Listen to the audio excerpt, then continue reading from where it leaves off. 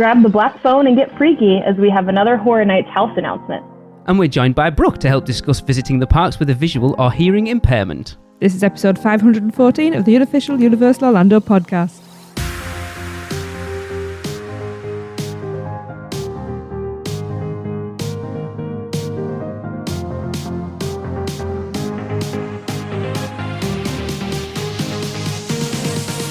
Hello everyone, welcome to another show, 514. Wow, they're flying by. Little team today with an additional. It's like being back in the early dark days with a guest. I've got Lee with me. Hello everyone, well, it's the 4th of July, so we got rid of the usual two Americans. I see. Are they partying? No, we just kicked them out because they kicked us out. Oh, fair enough. And we have Brooke. Hi, Brooke. Hello. Welcome to the show. Yes, thank you for joining us. Thank you. Thanks for having me. You are welcome. Coming to us live from Orlando. Yeah. Not jealous. Not at all. Not now, though. 9 weeks tomorrow. 9 weeks. Or 9 weeks today as this episode comes out. I need a miracle. I am not summer ready. Me either, to be fair, but who is? I still look like a winter bear. Yeah, so interesting what we've got today. Is it? Well, yes, actually. Yes, is it? I think it is. We've been doing a lot of, this year, doing a lot of sort of trip planning and giving people information about the parks that we haven't covered before. No. It's scary that we've been doing this thing for nearly 11 and a half years and there's still information that we haven't really talked about in depth that I know people will be interested in finding out. Not necessarily for them themselves, but people, potentially people they're travelling with. Yeah, but it's good because it means that we're still learning as well. Yeah. You know. We have said many times before, we are not the experts. No, we're not. No. They're on hiatus today. Brooke, how long have you been visiting Universal Orlando while we've got you on the show at the beginning before we get into things? My family and I, we've come to Orlando every year since I was born. So I'm the youngest of three, and I'm a 90s baby. So we've been coming here since the earlier mid-90s. Every year, usually in the summer, and we are a total Universal family. I'm the youngest, and I have two older brothers, so I think they kind of made that decision for the family that Universal was a bit more exciting for them when they were little than Disney. So this is always where we've been coming, and I'm here now on family vacation. So now we're all grown. We still come as a whole family with my parents and my 5-year-old nephew now. So we're here right now. I assume you're an annual pass holder then. Yes, we are spoiled annual pass holders. So we went to City Walk last night for a movie and for dinner, and ran into the park at 8:30 to ride Spider-Man, take my nephew on Spider-Man, and do Velocicoaster. Nice. Yeah, it was awesome. Very nice. I am very excited about pass holder appreciation days this year because we have finally actually get to take advantage of. You watch, this is the time they don't do anything worthwhile. Is that it? Yeah. Just got a handshake. Yeah. I mean, I'd take that, to be fair, from Mike Aiello. If it was Mike Aiello shaking all the pass holders' hands coming in, I'd take that. Yes. Right, shall we kick things off? Yeah, you're hosting. Okay. I'll just wait for you to take over. We're going to start with little things from Seth, as usual. I'm Seth Kabursky, author of the Unofficial Guide to Universal Orlando, and I have been so busy working on the upcoming edition of the Unofficial Guide to Disneyland that I have barely gotten a chance to visit Universal Orlando in the last couple weeks, but I've still got a bite-sized edition of all the little things to bring you. We'll start out on Hollywood Boulevard in Universal Studios Florida, where I've got a couple bits of good news to report. The horror makeup show has finally started using real audience volunteers once again instead of the planted employees that they have been using through the pandemic.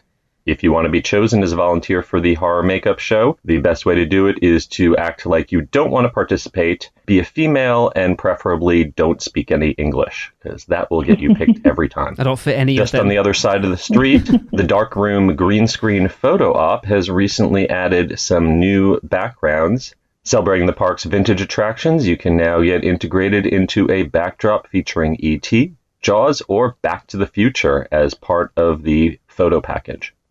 And right at the very front of Universal Studios Florida, they've installed some giant inflatable Minions. They're there to celebrate the July 1st release of the new Minions movie. Over in Islands of Adventure, there's been some long-anticipated menu changes over at the Green Eggs and Ham Cafe in Seuss Landing. The Philly brisket tots are gone, but you can now get carnitas toppings for your tots, as well as vegan pizza tots with plant-based cheese and pepperoni. And finally, if you are planning on visiting the parks throughout July, be sure to check operating hours very carefully. I brought some bugs to the attention of Universal's IT team. Their mobile app has not been correctly displaying the days for early park admission. But I did verify that you will be able to experience early entry at both Universal Studios Florida and Islands of Adventure every day in July through the 31st. Early park admission will go back to Islands of Adventure only on August 1st. And from August 15th through the end of September, Universal Orlando annual pass holders will be able to enjoy AP Appreciation Days. Details of exactly what events and discounts will be available have not yet been released. I'm Seth Kabursky, and you can find my books at theunofficialguides.com or find me on the internet at The Unofficial Guides on Instagram or at the UG Series on Twitter. And I'll be back in a couple more weeks with another look at all the little things that are new around the Universal Orlando Resort. How dare you, Seth? How dare you stand us up for a Disneyland book of all things? Tut. Thoughts? Yeah, it's good to see that they're doing the horror makeup. Have you done the horror makeup while you've been there yet, Brooke? Not on this trip, but we definitely will, because I don't think that my nephew's ever seen it, and he loves spooky. Okay. He's gonna dig it for sure. Yeah. It's a weird one because I think they have people in that audience all the time, just in case they have no one to pick on. Because when we came over in February 2020, we saw that show twice on separated by about 3 or 4 days, and it was the same woman both times. Yes. So, nice. Yeah, I don't know. I don't come enough to recognize who they pick, but I know it definitely used to be more spontaneous. I was here on a birthday trip a couple of years ago, and it was when Beetlejuice was just would randomly kind of pump up the crowd before the show. Yeah. And had a really awesome interaction where he told me happy birthday and asked how old I was. I was like, oh, I'm turning 28. And he was like, oh, there's nothing exciting about that. And I was like, yeah, you're right. So that was really cool. Yeah, it seems to be the last thing that COVID has affected that's gone back to normal, I would think, at this point. It's just strange why they've took this long to... I don't know. Yeah, I can't think of any reason. No, because the parks have been back to normal for, 18 months now, pretty much? Can't be that long. I mean, they only were out of action for about 6. A year, then. I don't know, it's been a long 2 years. Yeah, it has. Or a fast 2 years, I don't know. Depends on the way you look at it. Pork carnitas seems to be the buzz thing at the moment, doesn't it? Because that's the crepe they've put in at Central Park Crepes. The green eggs and ham pizza, they're not pizza tots, they're just tots. They must have got a deal. Pork, I don't even know what pork carnitas is, Bulk to be fair. carnitas. Yeah, maybe. Yeah. What is it? I did try the crepe last time I was here, and I did not rate it because it's not a full-time menu item. Maybe it is. But I did, regardless, I didn't rate it, but it wouldn't have got a very high rating from me. Really? Maybe it was a good thing. Yeah, it wasn't my thing. I don't even remember the brisket tots, to be fair. Did we have them? We had all of them, so I would assume so. I don't know. I didn't really remember the pizza ones, and chicken. the buffalo chicken were amazing. Yes, they were. Yeah, buffalo chicken's the shining star for sure. And obviously the green eggs and ham one. Yeah, but the buffalo ones are. So it must be the 4th one then? We had pizza. Yeah, it must have been. I don't remember them. Not me either. No, weird. We did eat a lot of tots, by the way, that day. A lot of tots. Yeah. Yeah.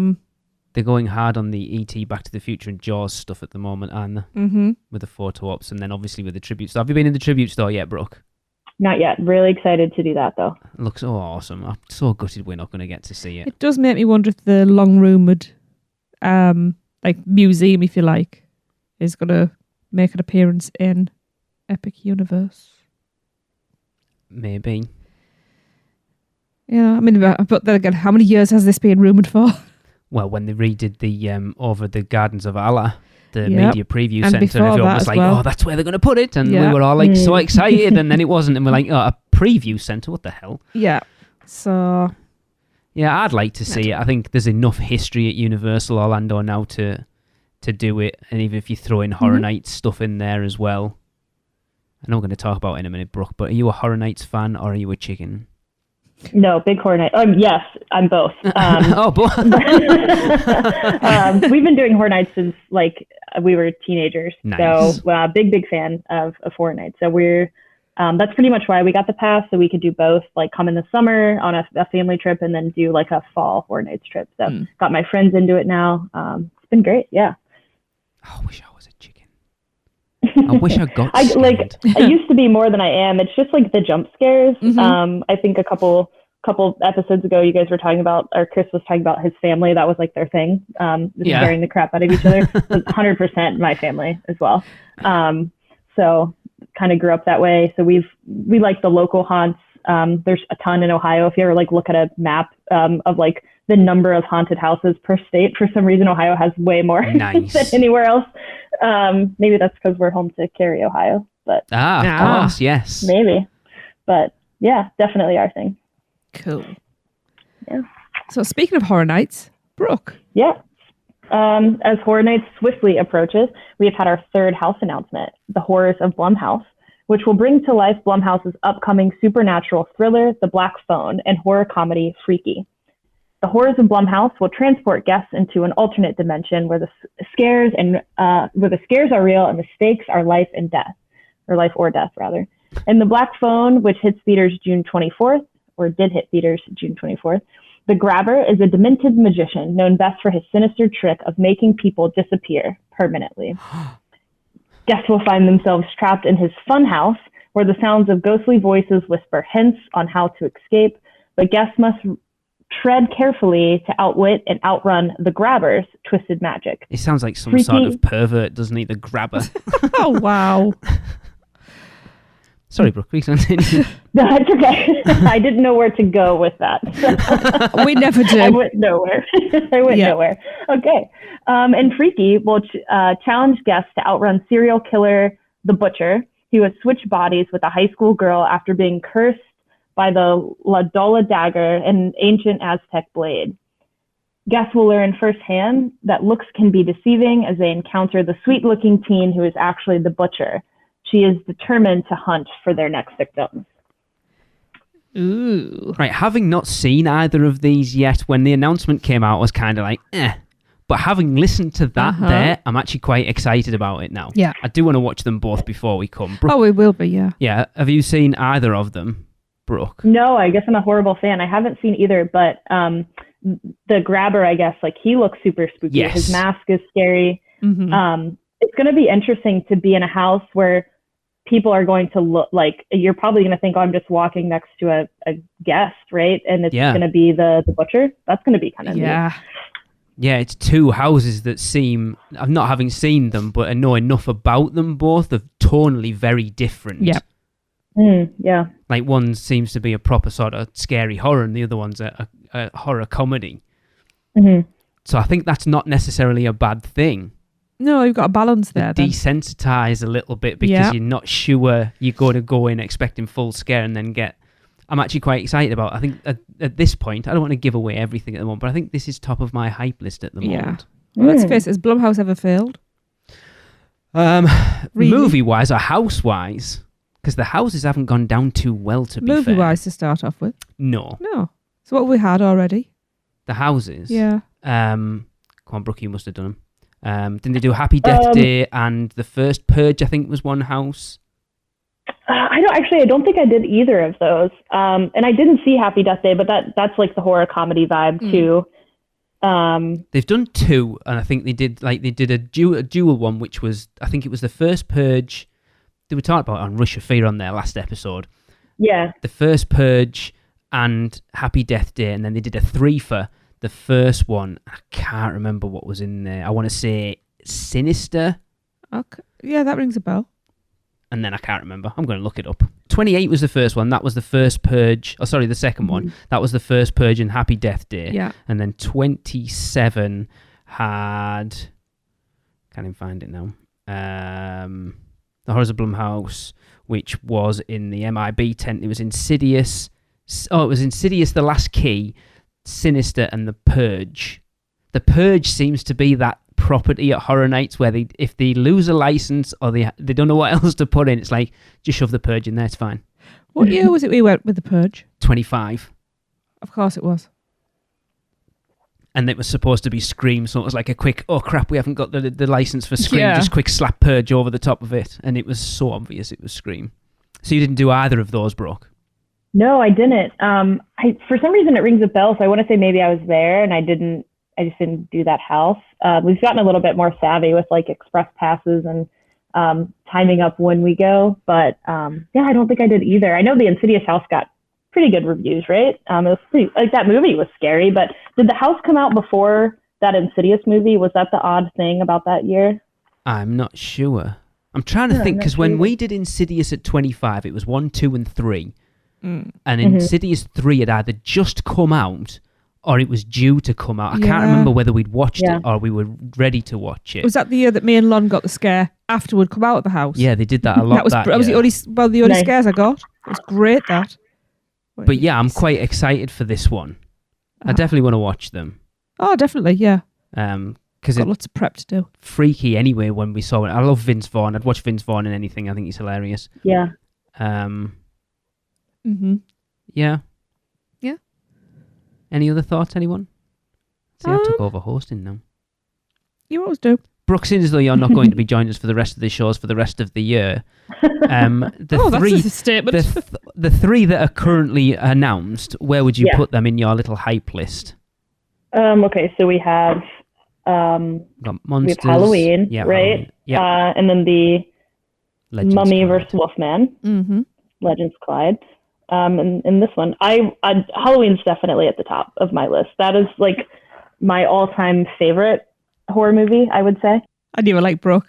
Oh yeah, no, I mean that's such a great classic. Yeah. That's, I think, one of those movies I can think about that kind of made me fall in love with the excitement of being scared, but not really actually being in danger, right? Yep. And I was even more excited to hear that they were basing it off the original Halloween, because my brother and I were talking about that in the plane. Like, they could do so much with the original house, or even Michael's house. Like, it's just going to be great. And some of those iconic scenes, if they're able to recreate them, it's going to be really incredible to walk through. So that's definitely at the top of my list.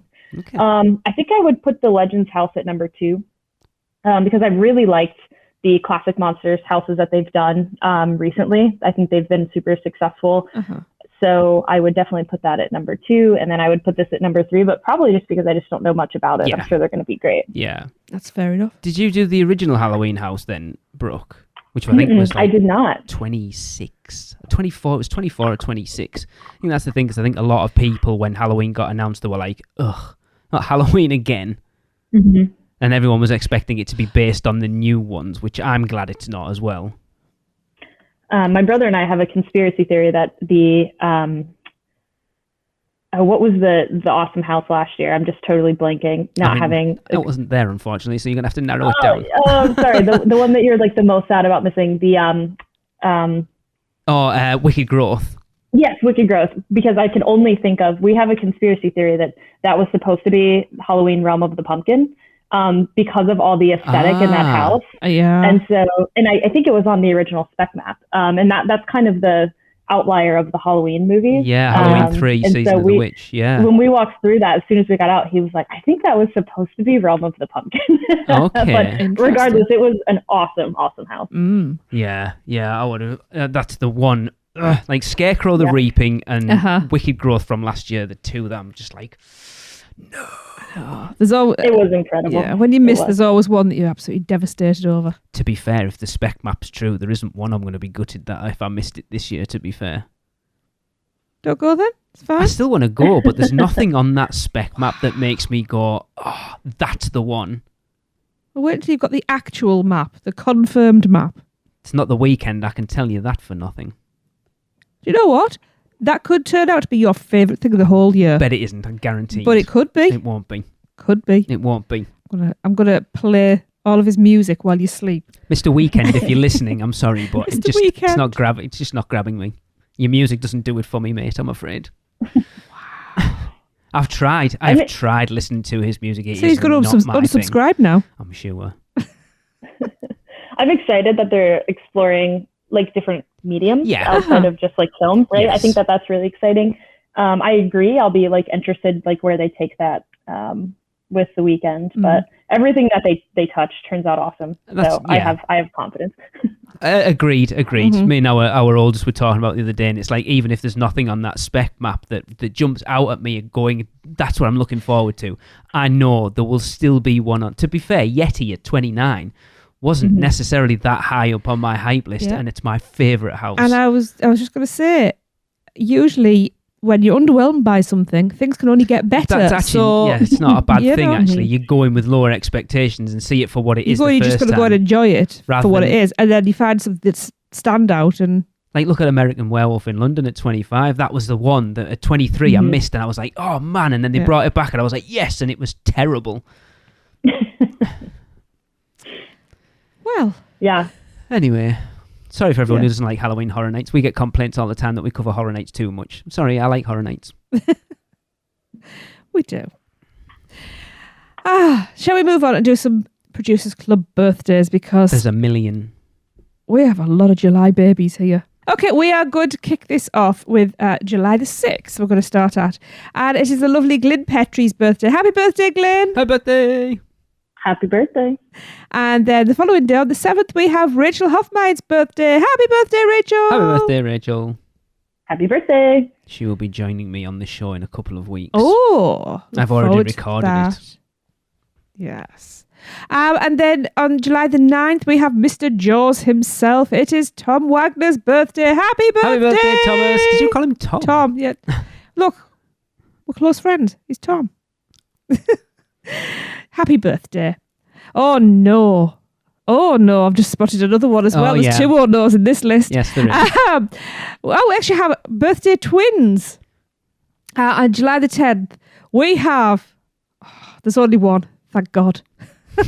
It's Stuart Mallett's birthday. He's amazing. Happy birthday, Stu. Happy birthday, Stuart. Happy birthday. And his birthday twin is also awesome. This is John Kleindl's birthday. Happy birthday, John. Happy birthday. Happy birthday. And then, am I allowed to call him by his... yeah, but I'll have to bleep it anyway. And then July the 11th, it's Head's birthday. We've seen him in a few days' time, I think. A few weeks, aren't we? We don't have no idea what's going on with him. Well, we might be seeing him in a few weeks. Anyway, happy birthday, Kieran Elliott. Happy birthday, Kieran. I want my magnet, by the way. Brooke's like, I have no idea what's going on right now. I know, this is great. I have no idea who these people are. I would love to roast as well, but... A few of these we know personally. Yes, Kieran lives about 3 miles down the road from us. Yes. Oh, nice. Yeah. And the following, not the following day, and on the 13th of July, we have the great Kevin Jocelyn's birthday. Happy birthday, Kevin. Happy birthday. Happy birthday, Kevin. And the following day, this is where I need to see the following day. It is the super Logan Price's birthday. Happy birthday. Happy birthday, Logan. Happy birthday. And then we have birthday triplets. This never happens. Birthday triplets. So the 15th of July, we have 3 of them, obviously, because that's what triplets are. Yeah. Anyway, it is the lovely John Shep's birthday. Happy birthday, John. Happy birthday. Happy birthday. Oh, I've just realised I haven't done... I know, I'm waiting. Oh, someone's going to get it who wouldn't normally get it. That's it. Well, it's normally the case. And it is also the wonderful Madeline Kay's birthday. Happy birthday, Madeline. Happy birthday. Happy birthday. And bringing up the rear, it is John Roberts' birthday as well, who is also amazing. Happy birthday. Feliz cumpleaños. Nice. Happy birthday, John.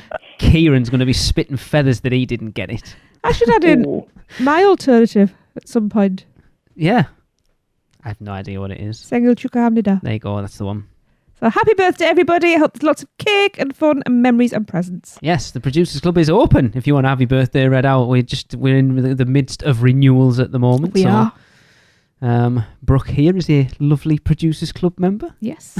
I won't ask her to say what it's like because she'll go, that's the biggest waste of money I've ever done in my life. It's not it's awesome. If you like talking about Universal Orlando, which of course we do, definitely join. It's a good time. This year's been great. Everyone's really like Jenna Vutsinis has just got one of those Velocicoaster, the wooden. Oh, I saw she made it. It was a bit of a pain. I really want one, but she said it was a nightmare to put together. Which means you break it. But I really want one. I've got the Universal Globe, those metal put together. What? It was the hardest thing I've ever had to do in my life. $25. That doesn't look like it was $25. Now it looks like it was. Yeah. Holy crap! Yeah, it looks like I've pulled bits of tin out of the bin and put it together. It does. It looks like Meccano. Wow. Okay then. Right. Let's move on to something new. It's not new. We did it last time. Did we do it last time? Yeah, it was Chris's L. Poor Chris's L. Chris, No. I've got your back, buddy. Hang on. No, it's still new. It is new. It's new. So leave me alone. We have a clip from the Coopers with their Bow Pick a Bow Bow. With a shameless plug-in here, by the way. Oh. Hello, this is the Universal Family Podcast, and we are here in City Walk to Bow Pick a Bow Bow. Hey, this is Brian. I had the kimchi chicken. I thought the kimchi could have been a little bit spicier for my liking, but it was really delicious, so I would give the chicken bao a oh hell yeah.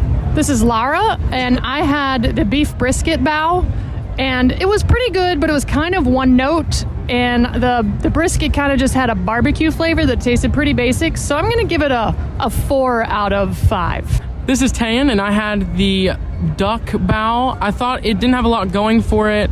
It was kind of just plain, but I thought the duck was cooked really well, so I would probably give it a 4.5 out of 5. Hi, this is Zine. I had the pork belly bao. I really liked the flavor of the bao and the texture. The bao was very fluffy, and I really liked all of the greens together and stuff. So I would give this a 5. So oh hell yeah. I also had the veggie bao, and I would just say it was kind of, it's nice to have a vegetarian option, I guess, but it's definitely not one I would order again. So I will give it a 2.5. I also had the shrimp bao, and I'm going to give that one an oh hell yeah for sure. The shrimp was very crispy, and there was all kinds of vegetables underneath of it. It was very fresh. All right, that was our Bow Pick a Bow Wow, and we hope to hear everyone else's. That is the way to do it if you're going to do a Bow Pick a Bow Bow. Brooke, you are in Orlando. You are visiting Universal. Are we going to hear one from you? Yeah, maybe. I've tried before, and obviously this was before we were doing the reviews, but I would agree that the kimchi's awesome, shrimp's awesome. I don't really remember the other ones that I had, but agreed, get a bunch if you're with a friend, and everyone gets to sample them. I'm really looking forward to going. See, I love kimchi. But I like my kimchi sour as well. Yeah, I would say the kimchi's not super, that flavor's not super strong. It's more of the fried chicken, that's what comes through, but it was super good. Well, with them catering for a very general and wide audience, they can't make things too spicy. Yeah. Put people off. Yeah. But I'm very excited to go and try all of them. I even actually want to try the shrimp one, and that's really unusual for I me. like shrimp. I'm looking forward because to they said it's crispy. Okay. Because it's the soggy stuff that I don't like. Yeah. Yeah, no, the shrimp was really good. Yeah. They picked a great idea. Why have we never sent podcast messages into other podcasts of a way of promoting our podcast? Props, guys. Yeah, go for it. They are the new kids on the block. But Yes. I've been listening to it. It's pretty good. Yeah. Pretenders to the crown, but No, good luck to it. Like we've always said, there's room for everybody here because everybody brings something different to the table. Exactly. There's no point in people being competitive and just. Apparently they're staying in a volcano, or the last trip they did recently, they stayed in a Volcano Bay view room at Cabana Bay because we told them it was worth it. And Tracy and I looked at each other when I told them that, and we're like, we haven't even stayed in one yet. No, but we have not heard anybody complain. No, I've seen enough videos of it. They look amazing. So, yeah. Awesome. Brooke, would you like to tell everybody how to get involved? Yeah, so if you would like to get involved, get some bows and rate them. This is the same rating scale as Rate My Crepe. So first, go try some bows from Bin the Bow, and then record yourself telling us your rating, 1 being and 5 being hell yeah. And send it in at podcast@uuopodcast.com or any of the socials. which I'm hearing we now have TikTok, which is great. We do. Oh, yeah. I was wondering if the sound was coming. Oh, it's there. I didn't want to do it over the top of you. That's okay. Hell yeah. Yeah. Yes, we do have TikTok. Don't follow it yet. Just let me deal with it. Maddie offered to help me, so once Maddie gets into it, she knows what she's doing with it. I have no clue what's going on with it right now. Yeah, I'm not doing it. I have a self-imposed ban from TikTok because I was on it for 2 hours. And it felt like 30 seconds, and I was like, whoop, nope, this is too dangerous. I'm not doing this. So, yeah. Tracy sends me the pic of the stuff, so I don't need to go on there. But anyway. That's on Instagram. I just send all the crap on there. Yes, that is true. Yes. Oh, who doesn't want farting dogs and stuff like that? Oh, yes, the internet. The amazing, the gift that keeps on giving. What would our lives be like without the internet? Hey, you wouldn't have had that nice meal the other night if it wasn't for Instagram. Probably not, but then I also wouldn't have seen a lot of crap that I have seen over the years. Wasted my life. It's all a balance. Anyway. Yes. So we got a recent question about visiting the parks with hearing or visual impairments. This came from John Williams, who reached out to me personally. Not the composer, by the way, just in case anyone's wondering. He might compose as well. You don't know. We had some good back and forth, and I collected some information for him from various sources. And we thought that it would make... that the information really should be out there, so we thought we'd make a bit of a segment on the show. Well, it's a one-off segment, really, isn't it? Unless we find out more stuff in the future. Yes, I'm waffling. We dragged Brooke away from the pool to come and talk to us. Yes. So, yeah, it's not easy. You can't just go and... You need this information. It's just there. You kind of have to, not search for it, but you do have to do a little bit of looking around for it. Yeah. Yeah, so we thought if we bring it to everybody's attention, if you know somebody or you hear of somebody who needs this sort of information, it can be passed on. So, yeah, now Brooke has experience of visiting Universal with someone with these issues, so this is why I do believe it's today. Your mum, Brooke. Yeah, my mom. And so my mom actually, if you guys are Googlers, which you might be, she has something called Usher syndrome, and specifically Usher syndrome type 2, which actually affects your hearing and your vision throughout your life. So she has both a hearing loss and kind of a degenerative eye disease, so she's kind of slowly losing vision too as well. Okay. Yeah. Wow. That must be hard. I have not heard of that. That's a new one on me. Yeah. It's super rare. So it's like a very rare and like recessive. I think both parents would have to be carriers, and she has a sibling that has it as well, but not all of her siblings have it. And yeah, she's born with it, something that you're born with, and kind of over the span of your life, you start to show symptoms, which is something I'm happy to share and talk about what that's been like on her behalf, but then also, just having a family member with hearing impairment and low vision.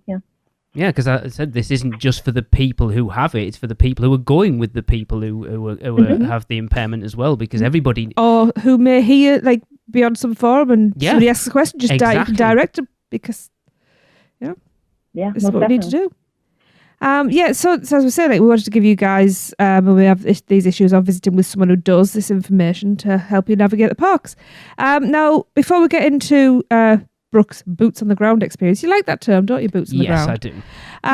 We wanted to give you a universal offer and some other information that we've managed to gather. Right, so those of you who are hearing impaired, interpreting services in American Sign Language may be requested at no charge. I should think so. This is stuff from the actual Universal, I can't think what it's for. There's like a rider's guide to all the, not restrictions, but the help and stuff that's in place for people with different is disabilities, are we allowed to use that word? Impairments, we'll say that because I don't want to say it. Yeah, impairments. Interpreting services in American Sign Language may be requested at no charge for select in-park live action shows in Universal Studios Florida and Islands of Adventure. You have to email requests. They must be sent with a minimum of 14 days advance notice, and that email address is signlanguageservices@universalorlando.com, and you'll be contacted prior to your visit to confirm arrangements. So if you've got a last minute trip, well, you're knackered. Well, I would still try. Expect a no, but you could still try. Yeah. So, because I guess they have to then find somebody who's available to work that day. Probably, yeah. So it's giving everybody plenty of notice. Yeah, it's interesting, like to have a live show and not have a sign language interpreter, because I think we're just used to seeing them. Yeah. My mom does not use American Sign Language, so she does have a hearing loss, but it's not like a total hearing loss. She wears hearing aids though, which we can get into that later. Definitely. So without them, you basically have to be right next to her, or she like kind of leans on lip reading. But American Sign Language isn't something we'd have to take advantage of. So, but it is interesting; they don't always have it. Yeah, that you have to request it. But I suppose it's a specialist thing. Maybe. Queue monitors with open captions are available at select attractions. For more information, check ride warning signs for availability. The attractions that make use of this are Spider-Man, Doctor Doom, the Hulk Coaster, Jurassic Park River Adventure, Despicable Me, E.T., Fast and Furious, Rip Red Rocket, Men in Black, Race Through New York starring Jimmy Fallon, The Mummy, The Simpsons, and Transformers. Oh, so they put the captions on Fast and Furious so everyone can hate it, even if you can't hear it properly. That's quite a list, though. That's quite... It's just the queue videos, isn't it? It's like ones with queue videos. And it's like interesting when you look at something like Forbidden Journey or Gringotts or Hagrid's, like the pre-shows in there, that they don't have any option, which is interesting. Yeah, and I'll say, like, I think more people are starting to use caption just like in their daily lives, like even folks that don't necessarily need it. But I know, like myself, like I turn captions on when I watch Netflix, and it's like without them I can't hear. Yeah, I know a lot of people that do that. Yeah, so it's like it's good no matter what. It's good for everyone, I think. I think everyone can. Well, especially if you could be in line and there's a lot of noisy kids around you, so you can't actually hear what's going on. So the only one I can think of ever actually noticing it on is the Transformers, in the queue for Transformers. I always notice it in there more than anywhere else. Yeah, and just by memory, I can remember seeing captions on everything. I'm actually surprised that Born isn't on this list. Is it? That was, but maybe it's because there's a little bit of team member interaction with video, so maybe that's why. I think this is just the queue specifically, not the show themselves. Well, yeah. There's videos in the queue for Born. Not to spoil it. Yeah. Unless I've just missed it off the. Strange. It could be old information that hasn't been updated. It should be always updated. Well, I know, but these things. How long's Born been open now? 2 years? It opened just before lockdown, didn't it? Or was it just after lockdown? It must have been just after, because lockdown was about a month after we came back. Yeah, that's true. Yeah, you're right. Yeah. So it must have been just after then, because we went into lockdown before. Because everyone was surprised that they opened it when they did, to be fair. Yeah. Scripts outlining the dialogue for select in-park live-action shows are also available for loan inside Universal Studios Florida and Islands of Adventure at the following locations: Poseidon's Fury, Animal Actors on Location, the Blues Brothers Show, the Born Stuntacular, or even Stuntacular. It's not an easy word to say that, apparently. And the Horror Makeup Show. I want these. I want these scripts. As a Universal fanatic who does a podcast, I want the scripts for these shows. So ask for them for loan. They won't give us them. Yeah, I was going to say, unfortunately, it says for loan. Just take pictures of them. I would love that. I would love But if they're available for loan... But you'd have to prove that you were, I'm assuming. I don't know. That doesn't seem right to be like, prove it. Prove that you did. Exactly, yeah. There's plenty of people with invisible impairments. Yes. So I don't think you're allowed to... That's a good point, Tracy. And actually, I think it was on a Little Things that Seth did, the lanyard that you now can get for like to let TSA agents know. It's called the like Invisible Disabilities lanyard. Oh, yes. I learned about this on the podcast, and we utilized it on this trip. So we ordered one for my mom. It was so nice. Awesome. Which you'd think, I mean, when she's in spaces like this, she does use a sight cane, like a white cane. So you'd think that folks would understand that she might need a little bit of extra time, but the lanyard seemed to make all the difference at the airport. So definitely, if you're kind of on the fence about grabbing one of those, I would. And it was very affordable. I want to say it was under $10 with shipping. Okay. Seth Kabursky, the man with the info again. Of course. Yeah. Right, moving on to guests with vision disabilities, the Universal Orlando Resort Guide for Rider Safety and Accessibility. That's what it is available for loan in large print and embossed in Braille at guest services lobbies at Universal Studios Florida and Islands of Adventure. And in addition, large print and Braille scripts outline the dialogue for the select in-park live action shows are available for loan. I don't know why they have to say loan. We know they're not going to give you them inside both parks and at the following locations. So if I ran the zoo, is this stuff to read in if I ran the zoo? Poseidon's Fury, Animal Actors on Location, the Blues Brothers Born Stuntacular, and the Horror Makeup Show. And speaking of white canes, bro. Oh, yes. Yeah, good segue for me. White canes. Many attractions can accommodate you if you have a white cane, or they can provide a storage compartment on the ride vehicle to place your cane. Your cane may need to be collapsed on some attractions. On attractions where your cane may be lost due to ride forces and presents a potential hazard to other guests, an attractions attendant will hold your cane for you after you're seated. It will be available as soon as the attraction vehicle is stopped in the unload area. The following attractions will hold your white cane until you're done with the experience: Dr. Doom, Flight of the Hippogriff, Forbidden Journey, Velocicoaster, The Incredible Hulk Coaster, Pteranodon Flyers, Reign of Kong, E.T. Adventure, Fievel's Playland Water Slide, Gringotts, Rip Ride Rocket, Men in Black, The Mummy, Woody Woodpecker Nut House Coaster. So basically all of them. Yeah, pretty much. Yeah. And we have utilized that. It's pretty awesome. So she can have her cane. Part of the cane is, so you don't necessarily use it to like lean on it, right? It doesn't hold you up, but she can keep it in front of her. So to alert her to like a cliff or a step up or step down, which we know when you're getting on a ride vehicle, there can be tons, because I trip all the time having full vision. So she can use her cane to get all the way seated and then either fold it up and stick it in, a compartment, or hand it to the attendant. And they're magic, because it really is right back. However they hand it off to another team member, they have it waiting for you when you get off. So it's pretty nice. Yeah, I'm thinking good. Gringotts is the one that's springing to mind at this point, where that potential hazard, because you go 30 miles down on the lift and then have to go up a flight of stairs to get to the actual load station. So going up those steps, and it's quite dark as well. So yes, being able to have a white cane right till you get on the vehicle is huge.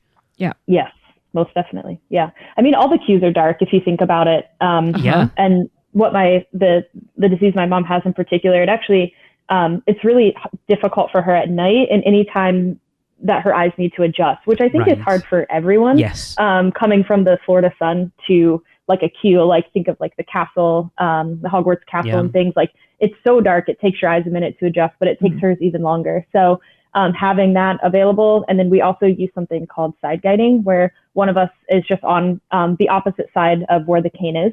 And so she can just kind of trust us that we're going to let her know, is there a step or is there a curve, anything like that. Yeah. Because I can imagine theme parks are a nightmare to traverse. They're a nightmare anyway for us with full vision. And then if you think about just having, essentially like the way you can think about her eyesight is she has no peripheral vision at all. So what she sees is kind of what's right in front of her, which, I mean, crowds in general at these places are a nightmare. Even when you can see everything around you, but had to have limited visibility, that's tough. For sure. Yeah. Okay. So trained service animals are welcome at Universal Orlando. Animals who do not meet the definition of a service animal will not be permitted into the park. Service animals must be harnessed, leashed or tethered unless these devices interfere with the service animal's work or the individual's disability prevents using these devices. In that case, the individual must maintain control of the animal through voice, signal or other effective controls. In order to assist the owner in making an informed decision about their service animal's safety, each attraction has its own specific entry boarding requirements. To ensure safety of the service animal, its tail or other appendages must not extend beyond the floor of the ride vehicle. Guests may experience the following attractions with their service animal: Spider-Man, Camp Jurassic. I can just see one of them going down one of those twirly tubes.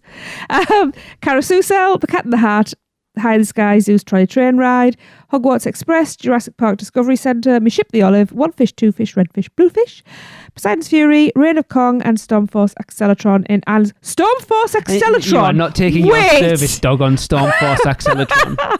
Wow. Not with me, anyway. No. I can't imagine ever taking... I mean, it's funny how it says service animal. Aren't they always dogs? I think that's the most common. Yeah. I would say what I've seen in the parks too. Yeah. Pretty much all dogs. Could I have a service llama? No. Or a donkey? No. Some weird ghost. attractions there to take a dog on with you, by the way. Yeah, would the dog like Stormforce Accelatron? No. That's the question. I don't like Stormforce Accelatron. I would not take my dog on it. It would be tough for the dog to lay down on the floor on that one. Yes. But hey. All right. And at Universal Studios, you can take your service animal to animal actors on location. Awesome. They can meet some movie stars. The Blues Brothers Show, The Bourne Spectacular, Curious George Goes to Town, Despicable Me, Minion Mayhem, E.T., Fast and the Furious, Fievel's Playland, The Hogwarts Express, Kang and Kodo's Twirl and Hurl, Race Through New York starring Jimmy Fallon, The Simpsons, Transformers, and the Horror Movie Makeup Show. Quite a lot then. Yeah. Yeah, that's good. It seems to be, I don't ever remember seeing a service dog in the park, but I see them all over Instagram. Yeah. Yeah, I've seen some in the park. And I mean, that's what they're trained for. So hopefully they enjoy it. Yeah. Like I mentioned, my mom has one sibling that has the same disease she does, and they do use a service animal. And I know if she were to go to a theme park or something, she would definitely take her dog, whose name is Boo. He's awesome. And yeah, I mean, the thing that I love about seeing service animals in the park too is like their owners take such good care of them because they all have like the shoes so their paws don't get too hot because it's so hot in Florida. Good, yes. And I've seen some with sunglasses, so it's not too bright for them, which I love that. What could be cuter? Yeah, because let's be honest, Florida for a dog is not a good place to be. It's not really a good place for human to be. That's true. To be fair. Yeah, so we also contacted Seth and asked about wearing hearing aids on rides. He told us it depends on the type of aid and how well it's fitted. He wears his glasses without a strap on everything. He's brave. I always wear a strap on my glasses, except for Velocicoaster, which I think anything that's loose would just fly off anywhere. So he imagines that good hearing aids should be fine. His brother-in-law wears hearing aids and they've ridden Hulk with no problem. And if you do take them out, the suggestion is to just put them in a case and keep them in a zippered pocket or in a fanny pack. Yeah, which then causes problems if you're getting on something where you've had to go through a metal detector, because then obviously you can't. Yeah, I don't think they set off, in my experience, they don't set off metal detectors. Okay. At least hearing aids don't. And I would say on like roller coasters in particular, it probably just depends on what type of hearing aid. So my mom doesn't wear the over the ear, which are very common. Hers are in ear. And she's normally good on roller coasters. There's no risk of them falling out. But I know something that always really irks her, and maybe we're going to talk about this later, is like, you know how it is at Universal. Every ride has water. Every ride has water. Yeah. And so like last night we were on Spider-Man and I totally forgot about the part where they spray you twice actually. And she was covering her ears. And at first I thought she was just being silly because my nephew was covering his ears, but he's 5. And then I remembered, I'm like, oh yeah, shoot, her hearing aids are going to get wet, which is always a concern. So that's just something to think about. If you have a friend with hearing aids, you might want to let them know where the water is, even if it's just a spray, because it can damage the batteries and damage the hearing aids. That's a good point, because let's be honest, we've joked about it since starting this podcast that it's not a universal attraction if it doesn't have a combination of fire and water. Yep. If hearing aids did get wet though, and you had spare batteries, I'm assuming you can take the batteries out and dry them off and replace the batteries.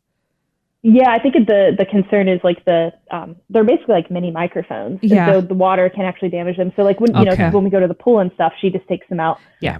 Just to be safe, and then you just have to be really close or right in front of her so she can read lips. But yeah, that's always been a peeve of hers. And like if we go on like a water ride like Popeyes or Dudley Do Right, she'll take them out, and just like Seth said, she has a little container that's waterproof that she just wears like a lanyard around her neck. Perfect. So she has them immediately once the ride's over. That's good. Yeah. That's a good idea. We've also done a little bit of delving ourselves and found out that medical lockers should be available at all load and unload stations of all the rides. So anyone who has an issue of needing their hearing aids but not wanting to risk them on the attractions, you should get to the ride and talk to a team member at every ride. Tell them right at the beginning. Yeah. Because you might need the team lead. Yeah. So before, like the first team member you hit on the entrance of that ride, at every ride, and tell them you need a medical locker, and that team member will instruct you from there. Yes. Our good friend Kelly Wood got in touch with some tips too. As a teacher of the deaf, I've helped several of my family's plan trips to Orlando. I have some really important tips to share from experiences my students and their families have had. 1. If you or your child wear digital hearing aids or cochlear implants that are programmed to suppress background noise, bring a lot of options for backup batteries, way more than you are used to. With the constant loud background noise of a theme park, the batteries and hearing devices could drain way faster than on a typical day because the processors are working so hard to dampen the ambient sound. That's interesting. Yeah. Dead batteries with no backups can be a nightmare, especially if your devices only use rechargeable batteries. If possible, consider bringing disposable options just in case. Yeah, if it's suppressing background noise, think about it. I'm sure the background music loops in each area will be classed as that background noise, so it'll just be on all the time. Yeah. Wow. Related to that, if someone in your party uses a Bluetooth microphone or a personal DM device, make sure to bring it to the park to help with the background noise. This is especially true for kids. All the noise can be overwhelming and make it difficult to hear anything from a parent calling their name to a team member giving safety instructions. I'm going to ask, what's a personal DM device? I should have asked Kelly. Digital modulation systems. I have no idea. Tools to allow people to hear better in noisy, busy environments. So I think it just kind of cuts away all the sound except for what you want to focus on. Interesting. Yeah. Okay, cool. Number 3, she says, we've kind of talked about this, bring compatible waterproofing gear, especially in summer. Between sweat, humidity, and additional water features around the parks, you might encounter more moisture than you anticipated. Mm-hmm. Yes, don't walk through Toon Lagoon. No. And be careful near the misting stations, because I'm realising now how many There's a lot, actually. Yeah. Yeah. Because I don't tend to go through them very often, but you still get a light misted. Yeah, just walking past from the breeze. It makes me think of the combination of talking to Kelly last week of her dairy allergy, and then people with hearing and vision impairments. How lucky we are that we don't have to deal with these things in the parks, because the theme parks are stressful enough as it is without having to deal with extra things on top of that. Mm-hmm. Yeah. Number 4, don't forget to take frequent breaks if possible. For children, the sensory-friendly room might be a great option for a quiet break. For adults, try and find some quiet, out-of-the-way spaces to stop and have a snack or a drink while giving yourself a break from overwhelming auditory input. Yeah. That actually is something that I like to do as well, because I get overwhelmed by all the noise and people. So, yeah. Trying to find quiet in a theme park? Yeah, no. Why do you think I go to the restroom so often? I think we did, it's way back now, an episode with Maureen of her top 5 places to get away from the crowds. It was a long time ago. Maybe we should update that, actually. We probably should, because the problem was that shortly after that, a lot of those places became the designated smoking areas. Yes, which I think is terrible. Maureen, get in touch with me. But now there's no smoking of any type on property, is there now? So no vaping, no e-cigarettes. I don't know, actually. I don't think so. I don't know. I was just there last night, and leaving City Walk, I was behind a party smoking a cigarette. I think there still are, because it's always kind of bummed me out that the place with the best view of the lagoon down by Mythos, like behind it, is like a smoking area. I think that's still true. I thought that it was okay on City Walk, but in the actual parks themselves, you now couldn't. I am just looking it up on the website. So, in accordance with Florida Amendment 6, all restaurants and bars that serve food are smoke-free areas. Smoking is permitted only in designated areas. For your convenience, there are currently 6 smoking areas at Universal's Islands of Adventure, 8 at Universal Studios Florida, and 3 at Universal's Volcano Bay. All other areas outside of these are smoke-free. Not that it stops people, because I have seen them. Yeah, people will vape anywhere. Yeah. In the lines, and yeah. So yes, it's now over to Brooke to tell us her boots on the ground. There's that phrase again. Experience of dealing with these 2 issues. Brooke. I'm going to say Birks on the ground, because I was wearing Birkenstocks last night. So my Birks on the ground experience. I think these are great tips. I think Universal does the best that they can to accommodate like guests of all type, and kind of something that I said earlier that I'll say again. I think accessibility accommodations usually are just great for every guest. It's not necessarily what's best for those who might be like in the minority of needing the accommodations. So I think they've done a great job at incorporating accessibility and accommodations kind of inherently from the ground up, like the way that they're building queues now and things like that. I think they've done a good job at just building that in so that it's not something that is in addition to, it's just a part of the experience. Yeah. And as a guest, the one plug that I'll put in here is I kind of talked a little bit about this earlier, like the hidden disabilities. Like when you looked at my mom, if she wasn't holding her cane, she doesn't look disabled. Mm-hmm. And I think sometimes we are quick to recognize those who you can visually observe something about them and say, okay, they need accommodations. But just keep that in mind as you're interacting with other folks or you're walking in the park. Just if you see somebody kind of taking their time and you're in a hurry, you don't need to push around them. I know everyone's always in a hurry, but just keep that in mind as you're interacting with guests. Or maybe if somebody pushes past you and they run into you, give them the benefit of the doubt. Maybe they just didn't see you because we definitely do that a lot. Walking with my mom for sure. Yeah. Something that we didn't actually mention that I've just thought about is if you are unsure when you enter the parks, just go straight to guest services and see what they can offer you, because they may have other ideas as well. Yeah. Brooke, your mom, as far as that, is she, I don't want to use the word eligible, but for the guest assistance card? Yeah, that's a really good question. You know, when we were younger, that was our first stop usually. Like when we were little and we were first coming into the parks, we'd always stop at guest services. And when I can remember being younger and they always had something, and it usually was like a version of like a disability pass or like almost like an express pass where we had a different queue experience, which was always great because we mentioned that the queues are always the tough part because they're so dark. Every single queue is dark. And that's my mom's like one pet peeve with theme parks in general. All the queues are dark. So we could actually go through a different part of the queue that was a little bit better lit. So that was something that we always did. But then it seems like through the years as we've gotten older, maybe they've changed the eligibility around those. And we kind of stopped making that stop. But I think a part of that too is us getting older and being more conscious and being more aware of like her needs, and also just not being in such a hurry and knowing that we can take our time and experience what we want to experience. But we actually maybe we'll try again and we'll see what recommendations the team members have for us to maybe have like a good experience. I mean, it's always a good experience, but you know what I mean? A better, more functional experience for our family. Mm-hmm. Yeah. I'm assuming that all menus for restaurants will be available in Braille as well. That's an interesting question now, because a lot of them have gone onto digital menus, haven't they, since COVID? They must have something. Or maybe there's somebody who will just come and read the menu to you. I don't know. Maybe. There's got to be options here. You would assume, like, how many people with a visual impairment are going to be there on their own? So I suppose you would assume that they were with someone who could read it for them. Yeah, or like an assistive device, like a lot of phones, you know, like an iPhone has that built in where if you scan the QR code, for instance, like you could turn on the, read aloud function too, like if you use a device like that. Yeah. I didn't know about that. That's very good. Because I know a lot since COVID, like it's not still going on. We're on monkeypox now, don't worry. A lot of the restaurants it's just a QR code now, isn't it? You just scan the QR code and it brings the menu up that way, and it's like for somebody tech illiterate like me, it's a nightmare. Well, you just let me I just starve. Yeah.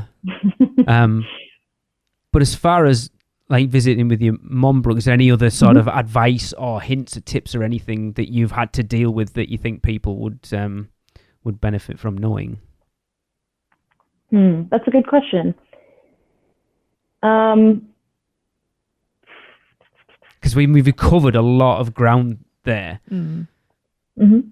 Yeah, we did. I would just say like the one other thing you might consider, we all have flashlights on our cell phones, but like the low light is what can be tough for somebody with a vision impairment. So entering queues or in restaurants where there might be like low light, just have maybe an extra flashlight so that the phone battery doesn't wear down all day if you have that out. Because I know like if we walk into a queue that's dark, like we can whip out a teeny tiny flashlight and just shine it on the ground, just so just to illuminate the floor where we're walking. So just so she has like a little bit more confidence about where she's headed. that tends to help. And just take your time, and, you know, think about others too, is like the advice that I would have, because you're going to get to do the things that you want to do, but just be considerate of those around you. Yeah, does she go to horror nights with you then? Mm-hmm. Yeah, she has. Yeah, so she doesn't go every time, but she totally has. Yeah, so how does she deal with horror nights then? Oh, well, she's totally a part of like the family jump scare culture, which is great. And Awesome. it sounds terrible that we do scare our mom who's blind and deaf, but we totally do. That's what families do. And she loves it, and she scares us back. And usually when she can scare us, that's like her highlight, because she's always the one getting scared. But yeah, she loves horror nights. What I love is, you know how when you're walking through scare zones, you'll be walking, you're thinking you're walking next to like your family member or your partner, and you're walking next to a scare actor, and it kind of startles you. Done that. They will walk next to my mom for 5 minutes and she won't notice. And Wow, they start to get like a little bit bummed, like what the heck, you know? And then finally she'll notice and she'll scream. But yeah, she loves horror nights. She's a great sport about that stuff. I will say the queues at horror nights are a nightmare. Yes. Obviously because it's already dark. And those things are not set up to be functional for everyone, because they're what they have to be, just packing people into those spaces. So just be conscious in the queues too of, you know, I know I'm sure it's frustrating to be behind my family when you're in a queue, because we do take it pretty slow, but that's just because we need to. And, you know, it's basically a hurry up and wait type of situation. It always cracks me up when I see people like jogging through a queue just to get to the next point to wait. We're all going to get there, you know? Yeah, exactly. Yeah. Yeah, and I suppose that's the tip then, that even if you are a family like yours then, Brooke, and you feel that pressure, I'm sure it's easy to feel that pressure from people behind you to go faster than you need to. It's just go, do you know what, we need to move at this pace, and I don't care whether you want to be past, this is the pace we need to go out and stick to it. Because like you say, let's be honest, that queue area behind Jimmy Fallon is it's hell on earth for someone who's able-bodied. It's just awful. Yeah. Cool. Yeah. Good. I hope that information helps people out. Yeah. If it helps just one person, that's great. Absolutely. Yeah. No, and John, I hope it's answered some of your questions. I know that we've been chatting backwards and forwards. I've already given you this information anyway. But yeah, and if anybody else has got any other hints or tips that can help us out, send them in, because we'll share it gladly. Definitely, yeah. Most definitely. And I'm an open book if you guys have questions. I don't represent or speak for like an entire community of people, but if you guys had questions for me as a family that's been going for a long time, I would be happy to answer any questions. Awesome. That's so kind of you. Thank you, Brooke. Yeah, of course. Great. Cool, yeah, because it's like, like we said, we're learning things about the parks. I've really enjoyed sort of delving into things more. Well, there's nothing to say that we won't end up going with somebody with some sort of impairment. That is very true. Forewarned is forearmed, as they say. Absolutely. So, yeah. Anything else to add? No? Okay. Maybe in 2 weeks' time, we might get the whole team back together. Hang on, what's the date in 2 weeks? Because it's been a while. It'll be the 18th. I might be here. It's been a while. It has. Oh, no, it's later in the week I go away. That's okay. Oh, is that week? Yeah. Yeah. Right. Okay, then I guess we are going to wrap up another UUOP with a Universal Is. And this one comes from, no great surprises, Brooke herself. Have you actually got one, Brooke? I know I kind of sprung this on you at the last minute. That's okay. I asked the family, so I think I do have one. Okay. Good. Okay. Yeah. So, of course, if you would like to get involved, just let us know what you think Universal is in 3 words or less, and send that over to podcast@uuopodcast.com, or however you want to get them to us. Be creative. But for this episode, Brooke, it's over to you. Universal is our second home. See you next time. That was another episode of the Unofficial Universal Orlando Podcast, the best and only podcast about Universal Orlando on the island. Check us out on social media, on Facebook, Instagram, Twitter, YouTube, and Pinterest. Just search UUO Podcast. For all the podcasts, news, and articles, check out our blog at uuopodcast.com. Send us your questions, comments, and listener debate submissions to podcast@uuopodcast.com. Join the Producers Club by emailing us at uuopproducers@gmail.com. Listen and subscribe to the podcast on Apple Podcasts, Spotify, Google Podcasts, Stitcher, and everywhere else podcasts are found. Check out our friends, the Theme Park Duo, for all your other theme park news. So until next time, this is Amity 6. Call off the Marines. We're coming home.